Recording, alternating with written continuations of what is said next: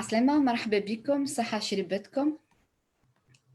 نحب قبل كل شيء، قبل ما نقدم الضيوف، نشكر منظمي المهرجان الافتراضي للأفلام. نشكر الجوت انستيتوت وأنيسة ترودي تحديدا. برنامجنا في السهرة هذه يتمثل في حوار حول فيلم درويشة اللي أخرجوه ليلى بيغاتو كامي ميلغان.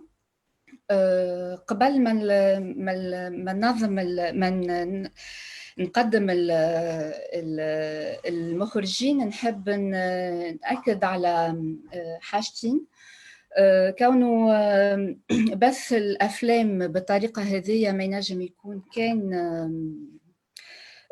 ظرفي، وماذا بينا معناتها نرجعوا للقاعات. وبالمناسبة هذه نحب نحيي كل المشرفين على قاعات السينما، les exploitants de salles, les techniciens, les projectionnistes. ونقولهم نعرفوا اللي الوضع صعيب واحنا معاكم، وباش نرجعوا للقاعات. نحب نوجه تحية زادة لكل الشابات والشبان اللي يشرفوا على نوادي السينما في تونس وفي الجزائر، واللي قاعدين واللي خدموا خدمة جبارة. والبعض منهم قاعد يحاول يسترجع قاعات سينما معناتها مغلقة. فتحية ليهم على المجهودات الكل اللي قاموا بها، وإن شاء الله في أقرب وقت معناتها نرجعوا للعروض ونرجعوا للنقاشات في القاعات، خاطر يظهر لي حتى شيء ما ينجم يعوض العروض في القاعات والإحساس الأولي اللي يكون عنا قبل بداية النقاش. فما حاجة أخرى نحب نأكد عليها، هي مسألة اللغة. الحوار متاعنا باش يصير باللغة الفرنسية، لكن هذا ما يمنعكمش أنكم تتفاعلوا معنا باللغة اللي تحبوا عليها، معناتها بالدارجة ولا بالعربية. نفضل أنه ما يكونش التفاعل بالإنجليزية، خاطر مانيش باش نجم نترجم لضيوفنا. ونشكرهم بالمناسبة على قبول الدعوة. باش نحاولوا نترجموا، لكن مش بطريقة آلية وسيستماتيك. إذا كان فما معناتها إذا كان فما مشكلة متاع فهم، تقولوا لنا في التعاليق، ونحاولوا نلخصوا الفكرة اللي تقالت. ليلى بيراتو هي صحفية، اشتغلت في جريدة الوطن، واشتغلت زادة في إذاعة فرنسا الدولية، وعندها مدة تشتغل على مسألة الهجرة. ونحب نذكر اللي الفيلم متاعنا دونك درويشة اللي وقع بثه على منصة ارتيفاي.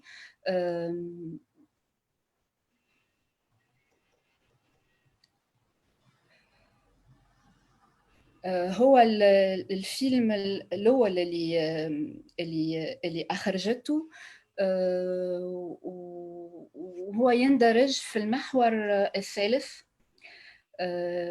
المخصص لقضية الهجرة.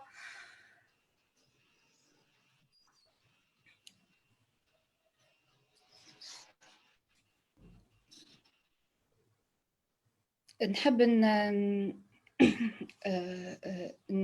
نذكر اللي هي بخلاف عملها كصحفية ناشطة في المجال المدني،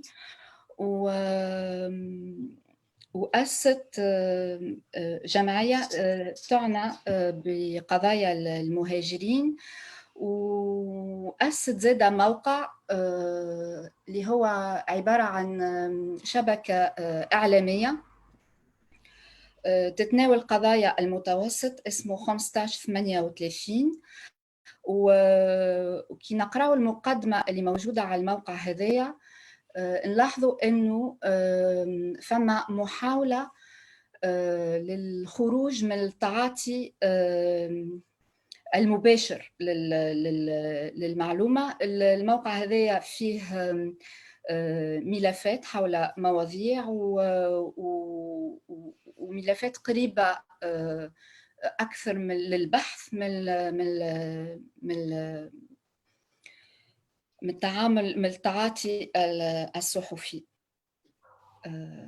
وهذايا فما رابط يظهر لي مع فيلم درويشة اللي هو زاد محاولة للخروج من المباشراتية اللي تميز التعاطي الإعلامي.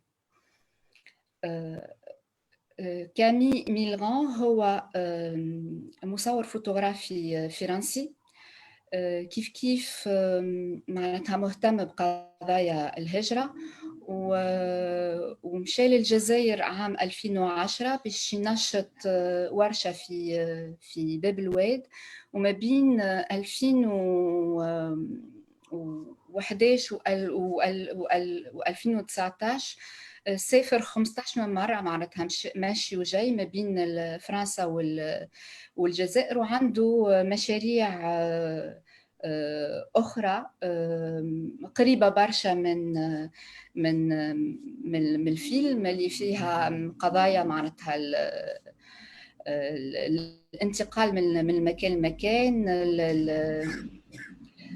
واشتغل في برشا بلدان بخلاف الجزائر، اشتغل في ساحل العاج في الكوت ديفوار، اشتغل زاد في رومانيا.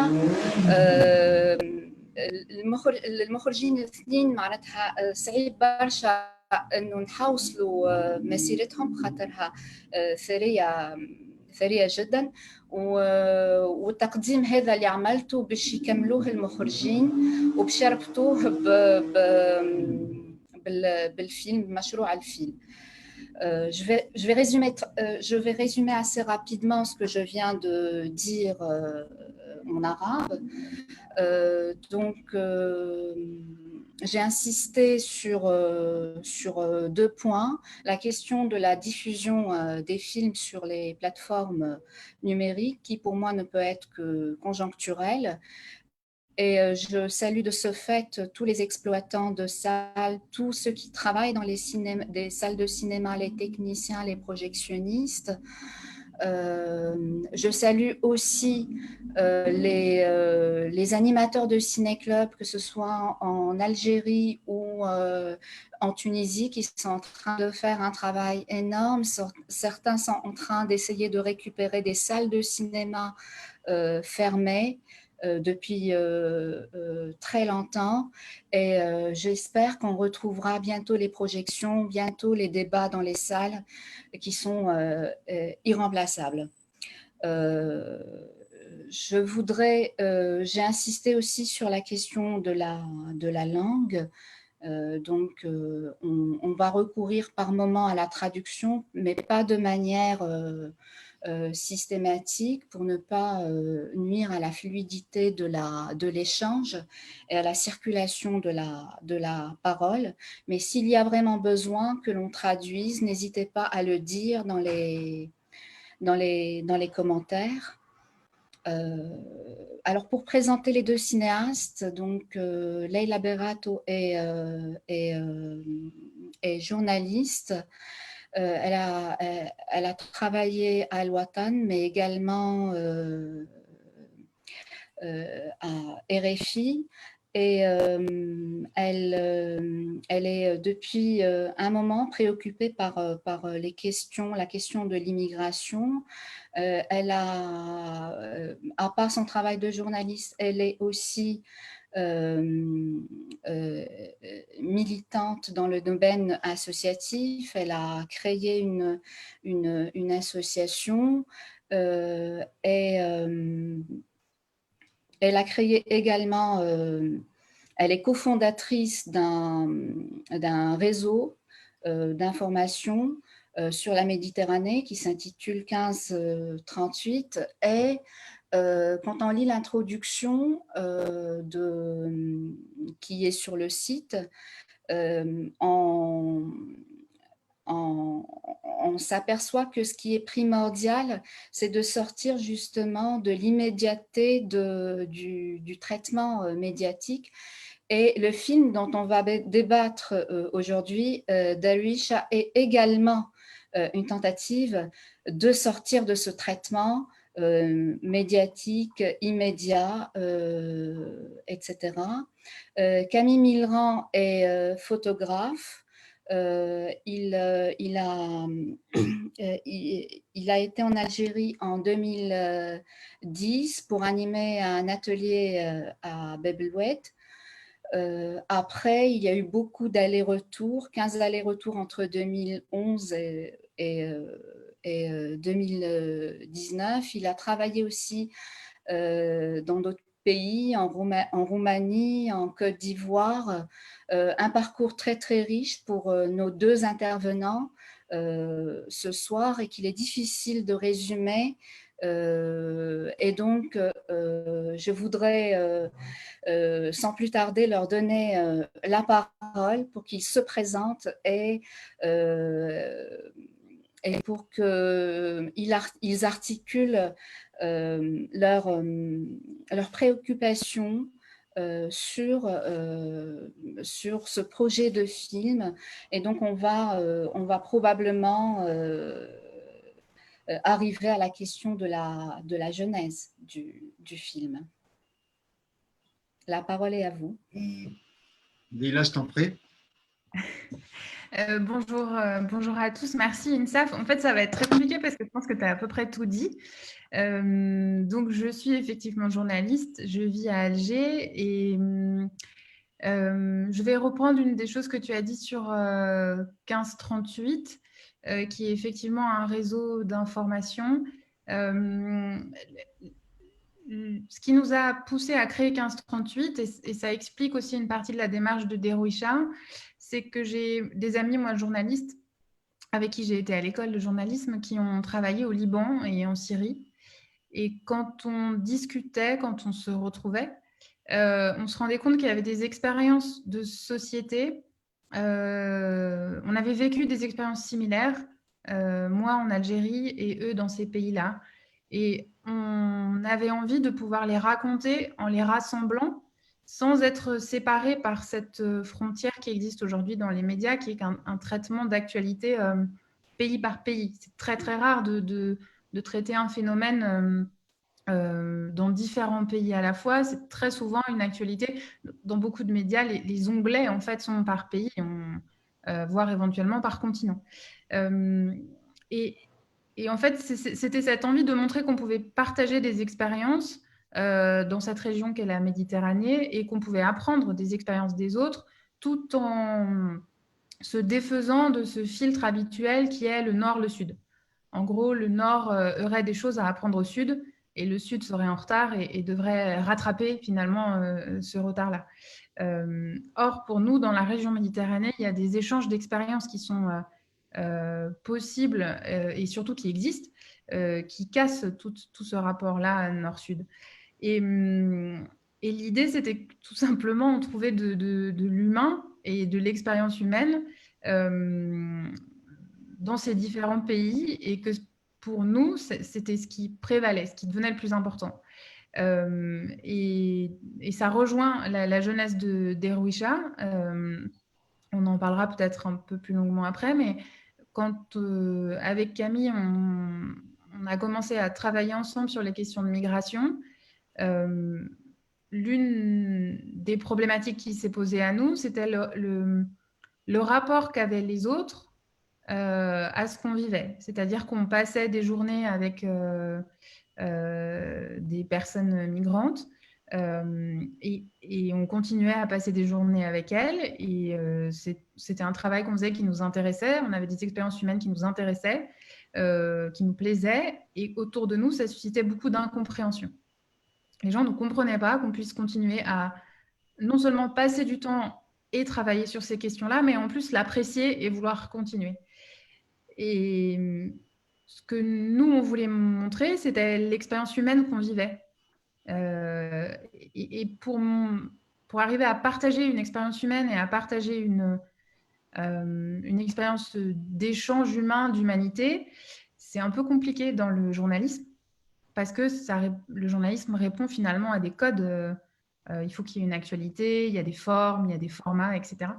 Et c'est à ce moment-là qu'on s'est rendu compte que le film était l'objet, la forme qui paraissait la plus appropriée pour pouvoir raconter une histoire en se concentrant sur ce qui nous intéressait, nous, à ce moment-là. C'était l'humain et les relations humaines. Et pour compléter ce que dit Leïla, en fait, on atterrit à Derwisha parce qu'on fait la rencontre tous les deux au même moment de Fabrice, qui est un père de famille d'une quarantaine d'années à l'époque et qui nous emmène dans cette maison située en banlieue d'Alger. Et c'est comme ça qu'on atterrit là-bas. Et à l'époque, moi j'étais stagiaire, Leïla elle était staffée à El Watan Weekend. Et on a été envoyé sur une histoire de conflit de voisinage entre une habitation et plusieurs familles qui étaient en migration. Et c'est Fabrice qui nous y emmène et qui nous dit, après qu'on ait passé 2 heures dans cette maison, venez chez moi, je vais vous présenter la communauté de Derwisha. Et en fait, là, on est à l'époque, on est fin décembre 2014, début janvier 2015, et on y passera 4 années dans cette maison. Et donc, avec prendre le temps de rencontrer les gens, au début raconter cette maison avec du son et de l'image fixe, et donc de la photo, qui sont nos 2 métiers de départ. Et puis en fait, ça vient de soi. Enfin, et en fait, à la fin, on aboutit à ce film de 40 minutes. Un peu pour compléter. Merci. Alors, je partirai en fait d'un choix cinématographique qui me semble à la fois fort et singulier. C'est celui de filmer en intérieur. Oui, il y a des plans en extérieur dans le film, certes, mais je pense que ce type d'image est très rare au cinéma, en tout cas dans les films sur les migrants. Et l'espace intérieur est généralement inaccessible, invisible pour nous déjà dans la vie, dans la vraie vie. Et il y a eu quelques images d'intérieur dans des films, mais choisir de s'enfermer, entre guillemets, dans cet espace est,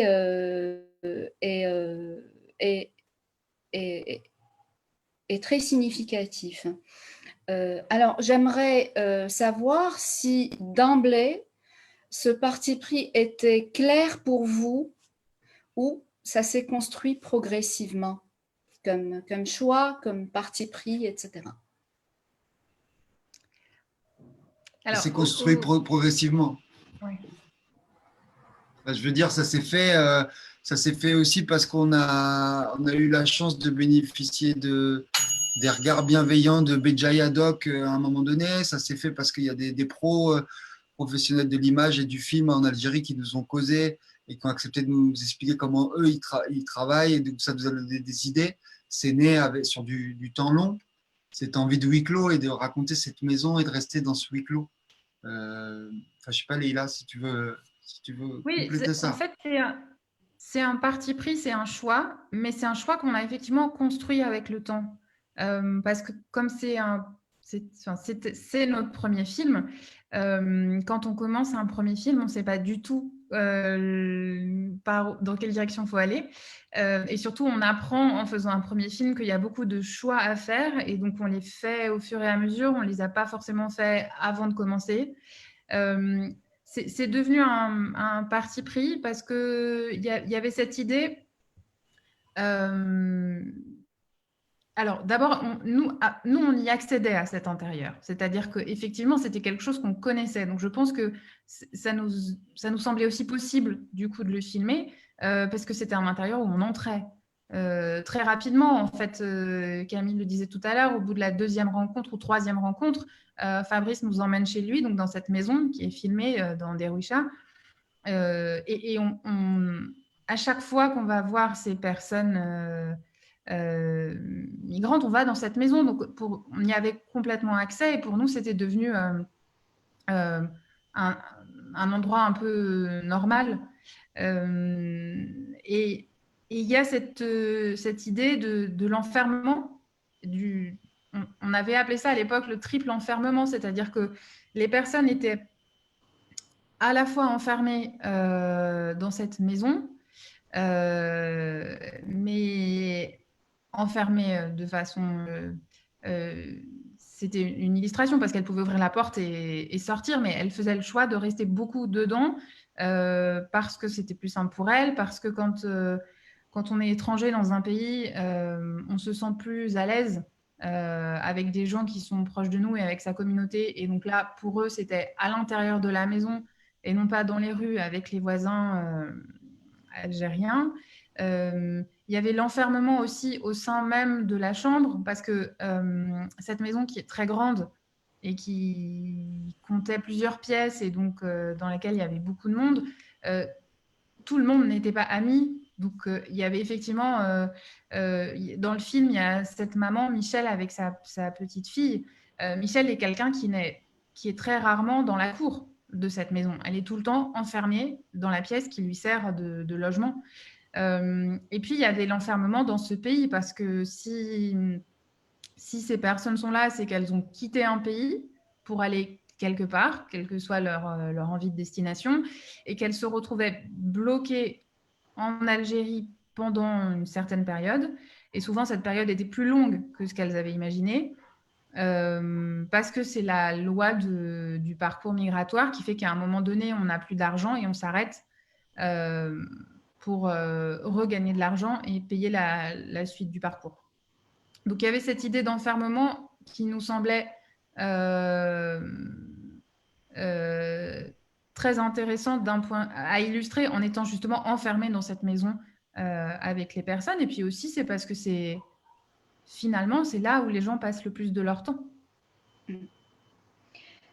Mais il y a des contacts entre l'extérieur et l'intérieur. Il y a une dialectique qui est également, je dirais, illustrée par le titre. Darwish a le nom du quartier qui devient le nom de la maison, et puis les formes de contact, de transaction aussi, sont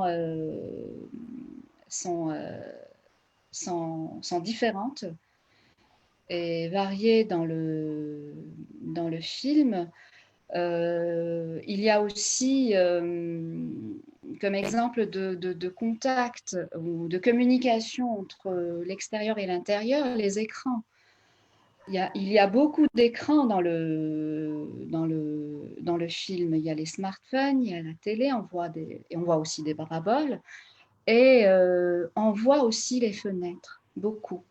Il y a un parti pris de surcadrage qui est très clair. Et je me dis que tout cela rend la limite entre l'intérieur et l'extérieur à la fois poreuse et visible à l'image. Vous la mettez en scène. Parce que les relations avec l'extérieur, finalement, sont très peu nombreuses. En fait, les gens de Derwisha, ils étaient connectés aux gens du quartier parce qu'ils allaient aux boutiques en bas de chez eux, parce qu'ils allaient prendre le bus ou parce qu'ils allaient au travail. Mais finalement, le lieu de vie et la manière de se construire et d'exister dans cette micro-société, puisque on pourrait la dénommer comme une micro-société, elle se faisait à l'intérieur des murs de cette maison qui n'avait pas de toit. Donc oui, Oui, effectivement, il y avait... vas-y, continue Camille. J'allais Non, dire non, la mais même chose. il y a effectivement toute une recherche. En tout cas, on a voulu faire exister la maison comme un personnage à part entière. Euh, Et, et la frontière avec l'extérieur est effectivement d'autant plus fine qu'il n'y a pas de toit. Donc en fait, l'extérieur est là. On entend le voisin entend ce qui se passe dans la maison. Euh, c'est finalement un enfermement, mais un enfermement à ciel ouvert, donc c'est pas tellement enfermé. Donc c'est aussi ce qui est très étrange dans cette dans cette maison et dans ce lieu qui est architecturalement parlant, il est complètement ouvert en fait. Seulement, dans la réalité des choses et dans les positionnements des uns et des autres, c'est un lieu qui est fermé sur lui-même, dans un souci, je pense, de protection dans la tête des gens. C'est le fait d'être ensemble, entre gens semblables, ça permet de se sentir protégé. Mais c'est vrai que si le voisin de l'appartement d'à côté était en train de crier au téléphone, on l'entendait parfaitement, il était juste là. Et inversement, c'est-à-dire que quand il y a une fête dans cette maison, les voisins, c'est comme s'ils étaient au milieu de la boîte de nuit, même si chez eux, il est tard et il est l'heure de dormir. Alors, j'aurais une autre question sur l'espace. Alors, il y a des plans récurrents de la cour. Et je me suis demandé, à vrai dire, j'ai eu du mal, surtout quand j'ai vu le film la première fois, à situer les endroits les uns par rapport aux autres. Et la question que je voudrais vous poser est la suivante. Est-ce qu'il y a des endroits dans cette maison où vous ne pouviez pas aller, ni aller, ni filmer? Est-ce qu'il y a des parties auxquelles vous ne pouviez pas accéder?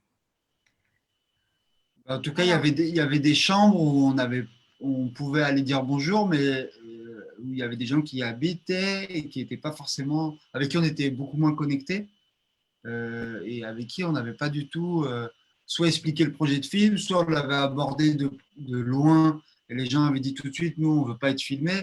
Et en fait, nous, nous on s'est tenu aux relations humaines. Enfin, je veux dire, ouais, il y a de l'amitié qui s'est créée pendant ces 4 ans. Donc, il y a des gens chez qui on allait avec récurrence et c'est là-bas qu'on s'est installé. C'est chez les 3 personnages qu'on voit dans le film. et puis, on avait un principe qui était très clair, qui était qu'on ne filmait que les gens qui étaient d'accord. Et donc forcément, sur un groupe aussi large que celui des habitants de cette maison, on parle de plusieurs dizaines de personnes. Donc il y a forcément des gens qui n'étaient pas d'accord. Et donc ces personnes-là, on ne les a pas filmées. Mais j'essaye dans ma tête d'établir une statistique. On a quand même accès à peu près aux 3 quarts de la maison. La cour et les espaces extérieurs, on filmait dans ces espaces extérieurs et dans cette cour, mais on a toujours accepté quand quelqu'un nous a dit bah, attendez, moi je veux passer, mais je veux pas être filmé, donc soit on coupait, soit on coupait pas, mais on l'a pas gardé au montage. Il y avait un vrai lien de confiance avec les habitants de cette maison, c'est-à-dire que même ceux qui ne voulaient pas être filmés, notre présence ne les dérangeait pas parce qu'ils savaient que on allait respecter leur choix qui était de ne pas être filmé. Alors, toujours en rapport avec la question de l'espace, euh, les rapports entre l'intérieur et l'extérieur euh, aboutissent à la construction d'une ligne dramaturgique. Justement, ce fameux moment de la fête. Alors, j'aurais d'abord une petite question sur ce qui s'est passé réellement, parce que évidemment, l'agression n'est pas filmée. on la voit à travers un écran de smartphone. Alors, est-ce que vous étiez présent au moment de l'agression? Est-ce que vous avez des images? Ou alors, l'absence sur le lieu du tournage a induit ce choix de montrer l'image à travers un smartphone. Une image très immédiate qui est, comment dire, qui est aux antipodes de l'image que vous avez choisie, parce qu'on se pose dans ce lieu. En fait, il y a une double réponse. D'abord, il n'y a pas une seule attaque. En fait, il y en a plusieurs. Disons que c'est une colère des habitants qui monte crescendo, si on doit le résumer résolument comme ça. Il y a une première, si je me souviens bien, il y a une première attaque où on est absent. Et on arrive après. Et au moment où on est dans la maison, ça continue les gens dehors continuent à être très, très, très en colère et très énervés. Et je me souviens très bien qu'on a décidé quand on a senti que le climat commençait à devenir compliqué, on a arrêté de filmer. Aussi parce que l'une de nos préoccupations, c'était de trouver une solution. Donc, on n'a pas sur les rushs une attaque. Et je pense, en tout cas, je suis persuadée que si on avait été en train de filmer au moment où ça se passait, on aurait éteint et on se serait interposé, enfin pas forcément interposé physiquement, mais on aurait essayé de trouver une solution parce que avant de faire un film, on était avec des amis. Et moi, je me souviens très bien d'une des attaques où on se retrouve à la brigade de gendarmerie pour essayer de calmer les choses entre les voisins et les gendarmes et les habitants de la maison. Parce que l'important, c'était de trouver une solution pour pas qu'il y ait de violence et pour éviter que qui que ce soit blessé, parce qu'on savait qu'il s'était passé certaines choses avant, on savait qu'il y avait des gens qui pouvaient être blessés et blessés gravement. Alors, nous avons une question. Est-ce que les migrants ont vu ce film? Est-ce que c'est Terminus Alger, pour? Êtes-vous toujours en contact avec eux? Alors déjà, c'est les habitants de Darwisha qui sont camerounais et ivoiriens et qui sont des gens qui ont vu le film évidemment en premier. Enfin, on a eu plusieurs manières de montrer ce film-là. Leïla l'a montré elle de son côté. On a pu le montrer aussi un peu en Europe à des gens de Darwisha qui sont arrivés en Europe. Puis on allait le montrer au Cameroun aussi. On a fait des projections privées dans des familles qui connaissaient les gens de Darwisha ou qui avaient une personne de leur famille qui était passée par Darwisha. Donc oui, on avait fait valider le principe que ce film existe auprès des gens concernés, évidemment, en premier lieu. Ça nous paraissait important. Et la première fois qu'on a montré ce film-là au musée de l'histoire de l'immigration, il y a 2 personnes qui sont passées par cette maison, qui sont venues à la projection et qui étaient vachement fiers d'être là, dans cette pièce, et je crois que dans cette salle. Et du coup, ça nous a donné vachement de... Enfin, moi, je sais que ça a validé tout notre processus de 4 ans et ça a été vachement important pour la suite et pour continuer à le montrer d'autant plus. Et sur la question de est-ce qu'on est toujours en contact, oui, bien sûr. Il y a, alors, les habitants de cette maison, certains sont toujours en Algérie, donc, dont l'un des personnages principaux, Fabrice, Lui, il est toujours à Alger et moi, je suis en contact avec lui très régulièrement. Il y a des habitants de la maison, comme disait Camille, qui sont partis en Europe. Et donc là, c'est plus Camille qui est en contact régulier avec eux. Et puis, il y a deux personnages qui sont repartis dans leur pays d'origine. Michel qui est reparti en Côte d'Ivoire et Rodrigue qui est reparti au Cameroun. Et donc, on était au Cameroun l'année dernière pour aller voir Rodrigue et prendre des nouvelles, montrer le film à ses proches et aussi éventuellement réfléchir à la suite de cette histoire pour nous. Oui, on est toujours en contact parce que, en fait, c'est comme on disait tout à l'heure, on est dans quelque chose de plus que du rapport de réalisateur à personnage. On était dans une amitié et c'est ces choses-là qui ont poussé à, à faire ce film. Et donc, le lien est toujours là. Oui. Et alors, il y avait une question entre les deux que je n'ai pas compris, Insaf, sur Terminus Algérie.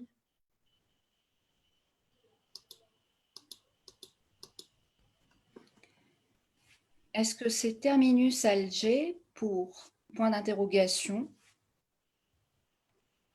C'est peut-être, la question porte peut-être sur le lien entre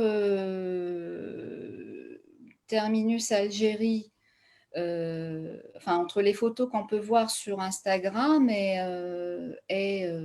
le film. Enfin, j'essaye d'interpréter. En fait, c'est la même démarche, c'est-à-dire que quand on a commencé à s'intéresser, à travailler sur la question de la migration, on a travaillé dessus en tant que journaliste, tous les deux, et puis on s'est rendu compte qu'il y avait besoin de documenter cette question qui était très peu documentée et que peu d'images existaient. Donc, on a fait des images et on a créé ce compte Instagram pour ça. Et ensuite, on s'est rendu compte que l'une des choses qui serait qu'on avait envie de faire, mais qui surtout correspondait au message qu'on avait envie de faire passer, c'était le film. Donc, en fait, c'est le prolongement d'Erwisha et le prolongement. D'accord. Alors, nous avons une question, un commentaire sur les contacts, sur la question de l'espace, finalement. Les contacts avec l'extérieur sont présents, mais aucune référence explicite, finalement, à l'Algérie. Est-ce qu'il y a quelque chose, finalement, d'universel dans ces huis clos, dans ces entre-deux destinés à des êtres destinés à des êtres de passage, que c'est en Algérie, mais que ça pourrait tout à fait être ailleurs? C'est un commentaire de Soumaya Mestiri.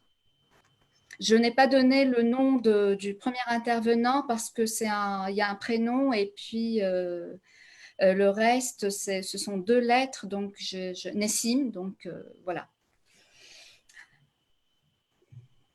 Tu veux répondre, Camille? Je te laisse. En fait, sur la question de l'universel. En fait, bien sûr, l'histoire, elle est universelle, évidemment. Et évidemment qu'on est... Alors, on a filmé en Algérie parce que c'est là où on a rencontré, mais les préoccupations de personnes qui sont en route pour ailleurs, qui ont quitté leur, disons, leur pays d'origine et qui se retrouvent dans des endroits où ils ont une place parce qu'on les étiquette, on leur met une étiquette d'étrangers ou la catégorie de migrants sans s'intéresser à qui ils sont, à pourquoi ils sont venus ou quels sont leurs... qui ils sont en tant qu'humains, en fait, finalement. Les personnes qui vivent à Derwisha vivent ensemble dans cette maison parce que dans la société, on leur a mis l'étiquette de migrants. Mais ces gens-là, s'ils étaient ailleurs, ils vivraient jamais ensemble. Jamais. Et c'est la même chose si on pense aujourd'hui aux quartiers dans des pays, dans n'importe quel pays européen où vivent des familles issues de l'immigration ensemble, elles vivent ensemble dans ces endroits-là parce que c'est l'endroit où on les laisse aller, parce qu'elles ont cette étiquette de famille migrante. Mais elles sont très différentes les unes des autres.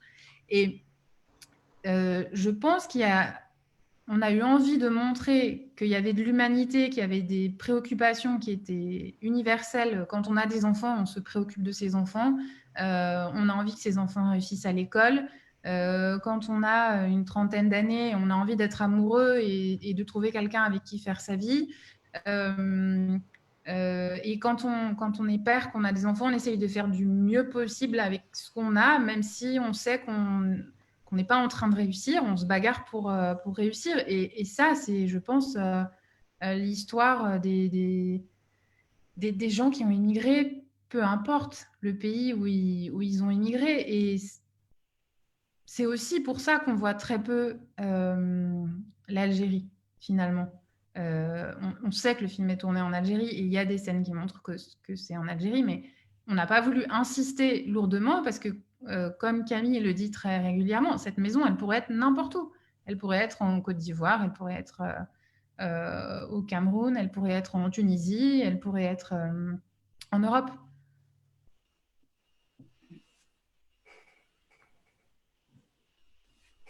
Alors, pour revenir pour creuser, pour continuer à creuser la question de l'espace et de la manière dont il est filmé, représenté. Alors, il y a évidemment le parti pris de la fixité. La caméra qui est souvent fixe. Il y a très très peu de mouvements de caméra dans la maison. On ne les voit pas aller d'une chambre à l'autre. On les voit dans une chambre. Qu'est-ce qui a motivé ce parti pris? En fait, je pense qu'il y a sur l'image, le rituel des cadrages, parce qu'en fait, mon job à la base, c'est de faire de la photographie, donc de l'image fixe. Et j'ai simplement pris mon appareil photo que j'ai mis sur un pied et j'ai continué de cadrer comme je pourrais cadrer des photos, mais elles ont été animées grâce au son que Leïla a récolté. Je pense qu'il y a sans le savoir, parce que comme disait Leïla, c'est le premier film qu'on a fait, etc.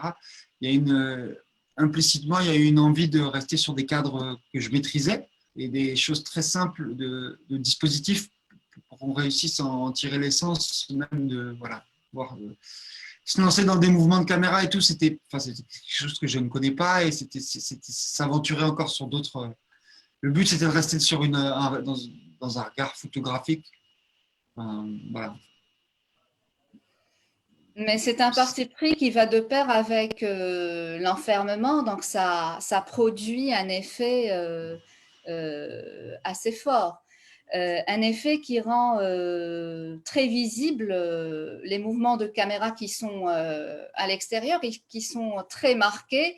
Je pense notamment à ce très très beau travelling avant, quand on suit le personnage qui se dirige vers une autre destination. Il y a un récit qui se déroule, un récit du passé et une autre perspective d'avenir. Et finalement, on est en présence d'un paradoxe qui dit l'existence des migrants, dans la mesure où c'est du provisoire qui dure et qui dit aussi que chaque mouvement est un acte fort. Évidemment, tout ce qui est contrôle policier, etc., vous ne le montrez pas dans le film, à part cette séquence, mais ce que je trouve fort dans le film, c'est justement ça. C'est justement la non-évidence du mouvement. Je pense que quand on raconte des histoires de migration, que ce soit d'un point de vue journalistique ou artistique. Je pense au cinéma, mais aussi au livre, au roman. Moi, il y a quelque chose qui me frappe beaucoup, c'est la façon dont les gens veulent raconter la route tout le temps. C'est-à-dire que l'idée, c'est de raconter en permanence, quel que soit le support, quelle que soit l'histoire, quelles que soient les personnes, la route qui est traversée et les gens qui avancent. Et on oublie du coup que la majeure partie du temps de migration est un temps immobile et un temps à l'arrêt. En fait, c'est toutes ces pauses entre les bouts de route qui constituent le gros d'un parcours migratoire. Et ces arrêts-là, ces pauses, ces parenthèses, c'est elles les plus longues et c'est celles qu'on raconte le moins. Il y a tellement d'histoires sur la route de ces personnes, même si c'est pas elles, mais les habitants de Derouicha, le fait qu'ils soient partis d'Afrique centrale ou d'Afrique de l'Ouest, puis qu'ils aient traversé le Sahara pour arriver en Algérie, il y a plein d'histoires sur cette route-là qui sont racontées de la même manière que la traversée de la Méditerranée est racontée plein de fois, de la même manière que l'histoire des migrants en Amérique latine qui montent sur ce train et qui montent vers le nord et les États-Unis est racontée beaucoup, mais les gens à l'arrêt, c'est des choses qu'on raconte moins. Et finalement, c'est là où il y a de la vie parce que c'est là où le quotidien reprend le dessus. Quand on est en train de traverser le Sahara, on est dans une situation exceptionnelle et donc on met de côté toutes les préoccupations de la vie. Mais quand on arrive à se poser et à avoir une connexion Internet, alors oui, on appelle ses enfants et on essaye de savoir comment ils vont et on s'engueule avec sa femme éventuellement, ou on essaye de créer des liens avec les gens qui sont autour de nous. Et Derouicha, c'est aussi ça, c'est montrer que le gros du temps, on est sur cet arrêt au milieu de la route. On a fait un bout de chemin, mais il nous en reste encore. On est arrêté, mais on ne sait pas quand vient le prochain moyen de transport. Donc on attend, et on attend tellement longtemps qu'il y a une quotidienneté qui se recrée.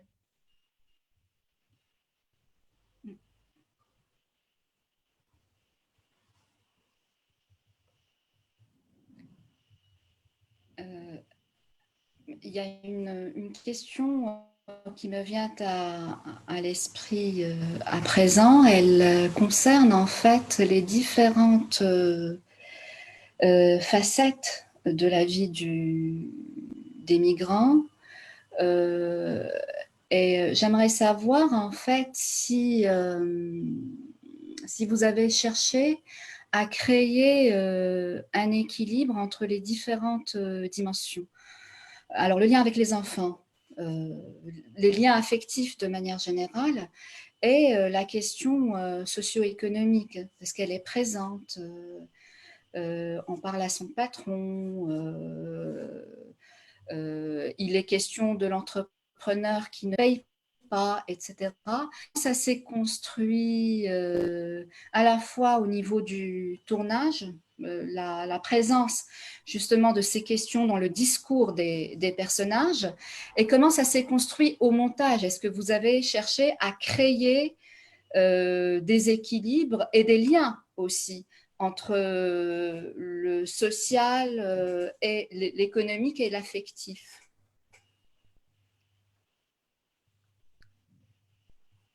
Camille, tu veux... On a créé du lien, on a créé du sens au montage. Une monteuse s'appelle Lola Bustraen qui a fait un super boulot, qui a fait de la couture avec les. On a 30 heures de rush pour faire ce film de 40 minutes. Donc,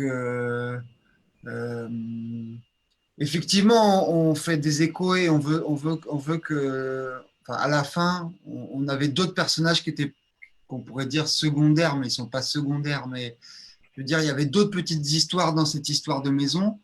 Et en fait, en fait, on se perdait. On avait beaucoup plus presque de personnages principaux et on était complètement perdus. On savait plus où est-ce qu'on était parce qu'on avait parfois des aspects très intimes, d'autres la notion du travail sur les chantiers, l'autre la question de la relation à distance et le fait d'être père de famille à travers son téléphone portable. Voilà. Et moi, je dirais il y a eu un gros travail fait au montage qui nous a pris plusieurs mois où en fait on a appris ce que ça voulait dire. On n'avait pas fait de storyboard, on n'avait pas fait de script, on n'avait pas fait des choses comme ça avant. On n'en a jamais fait.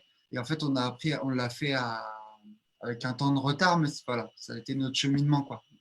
On l'a fait un peu dans l'autre sens. En fait, au tournage, il y a ce qui dirigeait notre tournage, c'était comme on connaissait très bien les habitants, on connaissait très bien leurs habitudes, on connaissait bien le rythme de la maison. On avait en tête d'avoir des séquences qui montraient les différentes étapes de la journée et de la vie. Donc, on avait des moments où on pensait travail, des moments où on pensait repas, des moments où on pensait relation avec les enfants, des moments où on se disait, OK, ben, ce jour-là, il va y avoir une soirée où il va y avoir une fête ou un regroupement. Donc, on va filmer la communauté. Ça se réfléchissait comme ça au tournage. Et c'est quand on est arrivé au montage que là, ça n'a pas été simple, hein, parce que effectivement, c'est douloureux la première expérience de montage de film. Mais c'est au montage qu'on a compris qu'on n'était plus journaliste, qu'on n'était pas là pour faire un essai sur la migration. Et que ce qui devait nous tenir, c'était nos personnages et la trame dramatique. Et c'est là, au montage, où on a beaucoup enlevé de choses qui auraient eu toute leur place dans un travail journalistique, parce qu'elles donnaient du contexte, des explications sur d'où venaient ces gens, comment ils étaient arrivés, comment ça s'était passé cette fameuse route, ce qu'ils voulaient faire, pourquoi ils voulaient partir, etc.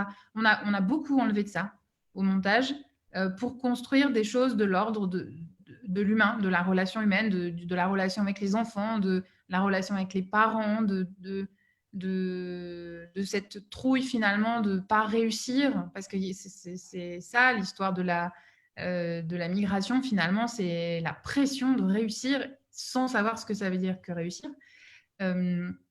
Et donc, au tournage, on avait orienté vraiment pour avoir une illustration en pensant un peu comme des journalistes de toutes les séquences qu'on savait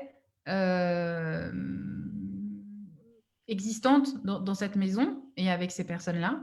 Et au montage, au contraire, on a vraiment beaucoup épuré sur la diversité des situations.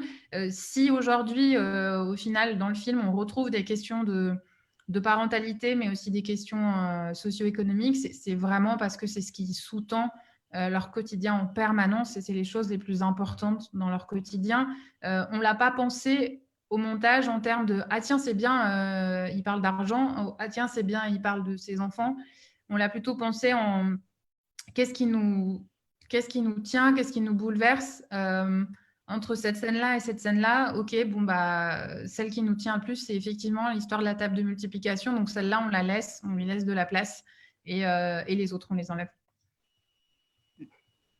Alors, toujours par rapport au montage, il y a quelque chose qui m'a frappée. C'est évidemment, il y a des lignes dramaturgiques qui se dessinent. L'envoi de l'argent, la fête et ses conséquences, mais entre la fête et ses conséquences, on a des plans descriptifs. Et j'ai eu le sentiment que c'était vraiment aux antipodes du traitement médiatique. Parce que ce qui intéresse certains médias, c'est le spectacle. D'abord, dans le film, ce spectacle de la violence, il n'y est pas. Et il est médiatisé par un smartphone, par une image qui n'est pas prise par vous. Et ça crée un effet de distanciation que je trouve très intéressant. Alors, justement, au niveau du montage, il y a cette alternance entre une ligne dramaturgique très ténue et quelque chose qui est de l'ordre de la description du quotidien et ça s'équilibre. Je trouve qu'il y a un très très bel équilibre entre les deux. Oui, parce que l'idée, c'était évidemment de pas d'être complètement aux antipodes des. On n'avait pas du tout envie d'être dans une démarche journalistique. Et même quand on est un peu journaliste tous les deux, je crois qu'on n'applique pas du tout, enfin voilà, le spectaculaire, le sensationnel, l'histoire tire l'arme. Voilà. Le but, c'était pas du tout d'être là-dedans, évidemment, et donc de laisser la place à l'ordinaire et aux choses du quotidien qui nous touchent tous, en fait, que tu sois à Alger, à Paris ou à Tunis. En fait, c'est s'appuyer sur des sensations, des choses très simples de la vie de tous les jours qui peuvent parler à tous, quoi. Et donc, du coup, on était sur des références très simples. Parfois, il ne se passait rien quand on passe du temps avec Michel dans sa chambre qui regarde la télé, parce que la télé, ça lui permet de faire passer ce temps qui est long pendant que son mari est sur les chantiers. En fait, on y prend goût et on regarde les émissions avec elle et on passe. Moi, on n'avait jamais passé autant de temps devant une télé, mais on le passe ensemble parce que ça fait partie du processus et que même si c'est 4 heures d'émission sur RTL9, c'est pas grave. L'idée, c'est de passer du temps ensemble et de se raconter des choses voilà, et de réussir à filmer ce moment. Mais au départ, on ne savait pas forcément qu'on allait prendre ces moments devant la télé. On l'a décidé au montage, ce que disait tout à l'heure Leïla, quoi. Ça s'est resserré à la fin.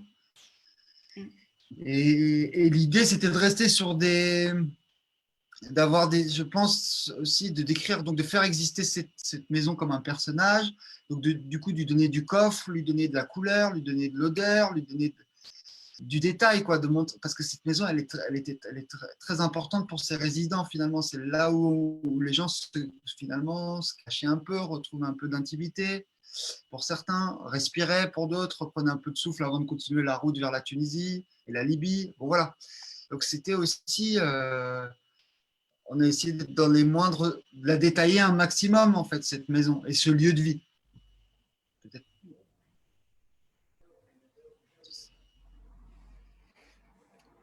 Alors, un autre commentaire, c'est pas une question, c'est encore une fois quelque chose qui m'a frappée parce que tu viens de parler de partage et on comprend et on sent que ce partage est très fort. Pourtant,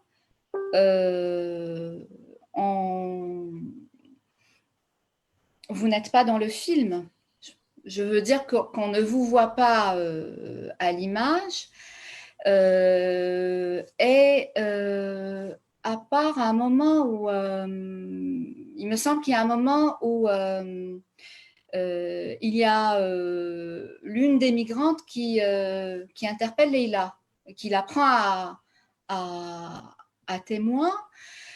Et dans ce film, on est à la fois, c'est assez paradoxal, encore une fois, on est à la fois en immersion et on n'est pas tout à fait en immersion, en raison justement de certains partis pris. Alors, ce que j'appelle images immersives, ce sont des images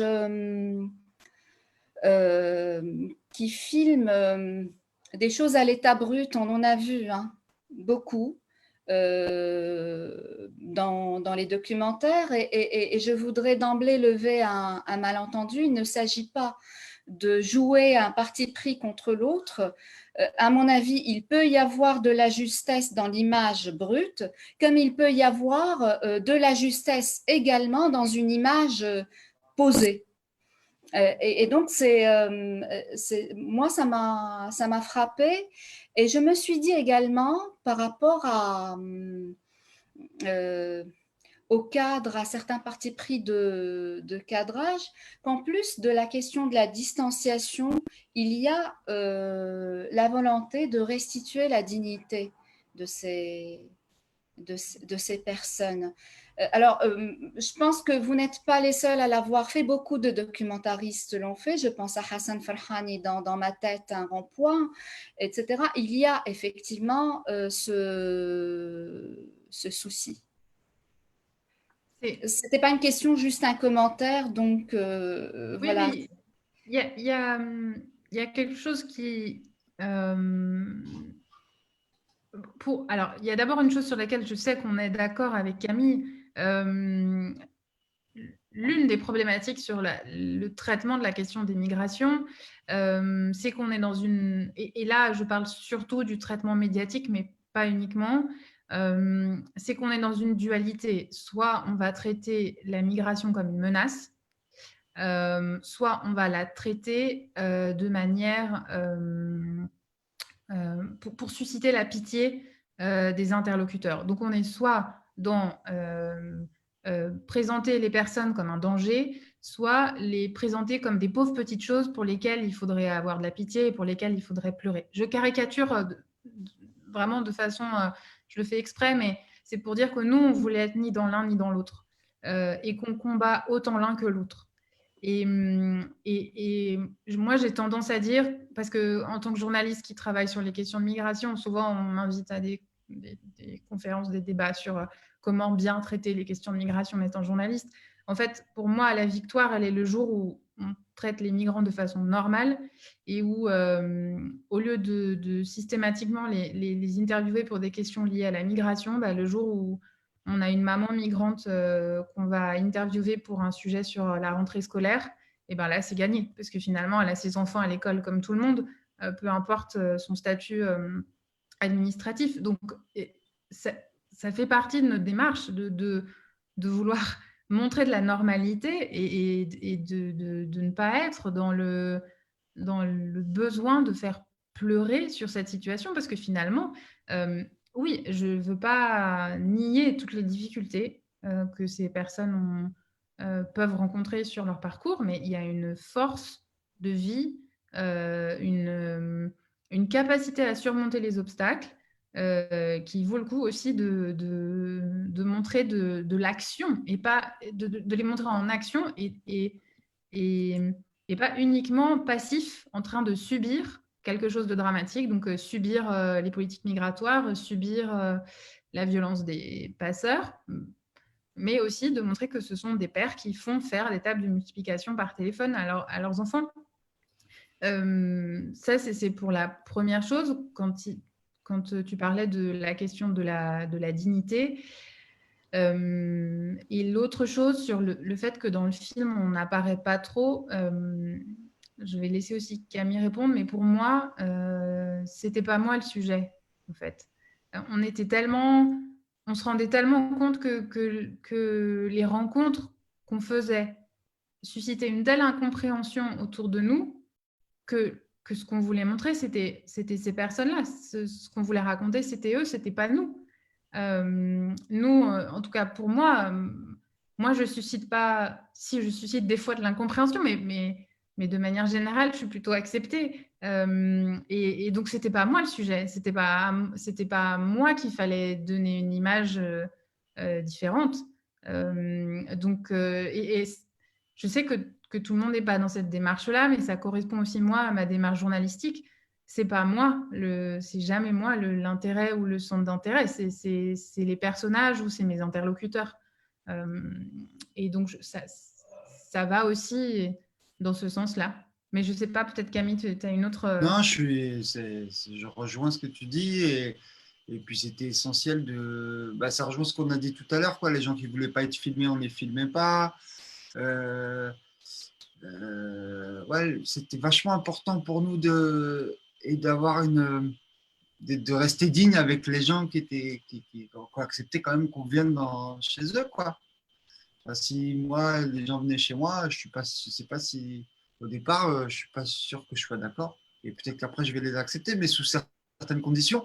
Donc le but, c'était vraiment de s'effacer. Et en plus, juste pour ajouter, dans le dispositif filmique, on avait donc un appareil photo, un pied, et des perches et des micros. C'est déjà hyper violent, en fait. Il y avait nous deux, plus du matériel dans des chambres exiguës, dans des petits espaces où, voilà, le but c'était vraiment de se faire oublier. Alors, on finira sur une dernière question. Le projet continue. De quelle manière? Sous quelle forme? De plein de manières différentes. 1 million. Très bonne question, Insa. Écoute, le projet continue à travers des gens qui sont arrivés en Europe, d'autres qui sont rentrés au Cameroun ou en Côte d'Ivoire, donc Michel, Rodrigue, des gens qui sont en Europe, qui sont reconstruits, une vie de famille ou pas, qui ont retrouvé du boulot ou pas, qui sont et multiformes pour l'instant, je pense, parce que, bah, comme disait Leïla tout à l'heure, c'est plus facile pour moi de me déplacer en Europe, faire des petits, ou en tout cas en France, notamment à Clermont-Ferrand, dans le centre de la France, faire des petits bonjours, même si on essaie de le faire un maximum tous les deux quand Leïla peut être en France, mais en tout cas, on garde le lien comme on peut à deux, avec des gens qui sont éparpillés un peu partout dans le monde. Il y a même des gens qui sont aux Philippines, qui sont passés à Darwisha aujourd'hui.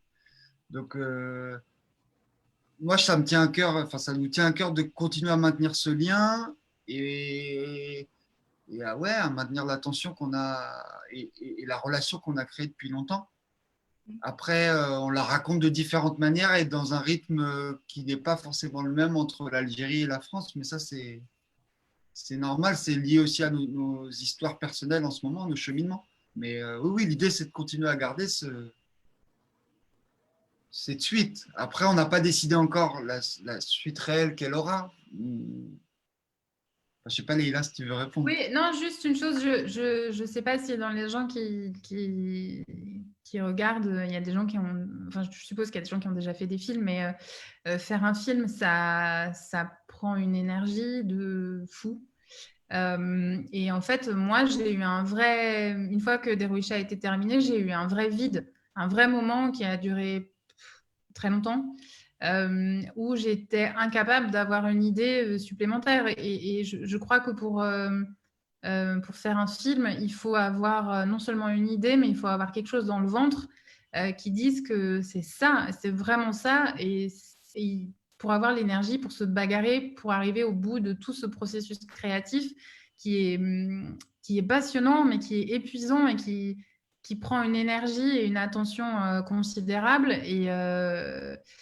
Et en fait, aujourd'hui, en tout cas, moi, je pense qu'il y a eu bien 1 an et demi.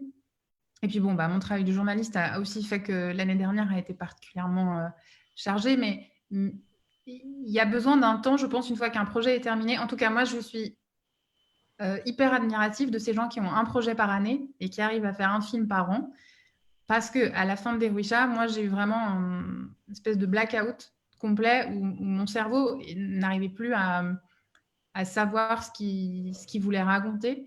Et aujourd'hui, ça commence à revenir. Et évidemment, tous les liens qu'on a créés avec les gens de Derouicha sont importants et me semblent être une ressource formidable d'histoire à raconter, quelle que soit la forme, parce que Camille a formulé ça sous la forme d'un projet qui s'appelle Blade Runner, où lui, il continue à photographier les gens un peu partout, là où ils sont aujourd'hui.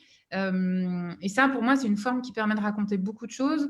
C'est évident que faire un autre film, on en a envie. Maintenant, il faut trouver les moyens, les énergies, le temps de cerveau disponible aussi pour bosser tous les deux et pour avancer. Mais c'est évident qu'il y aura autre chose. Voilà.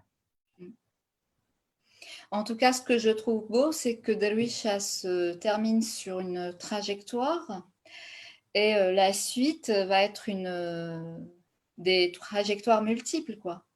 Et dans des endroits différents et des parcours différents, dans des lieux différents, alors qu'on était enfermés, puis il y a eu cette sortie de la maison. Je trouve que ça s'articule très bien, justement.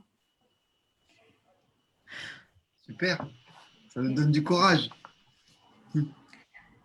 Bah, merci à vous deux. Merci beaucoup. Merci Insaf. Merci Insaf pour cette soirée, ce débat et la projection que tu nous as permis de faire. Et vivement un débat dans une vraie salle de cinéma. Alors, je rappelle que le film a été montré en Tunisie, hein, dans le cadre d'une réunion de réseau de journalistes. Tu me corrigeras, Leïla, si je me trompe. Non, c'est ça. D'accord. Bon, ben, merci à la beaucoup. prochaine. À la prochaine. Merci. Et merci encore. Merci. Au revoir.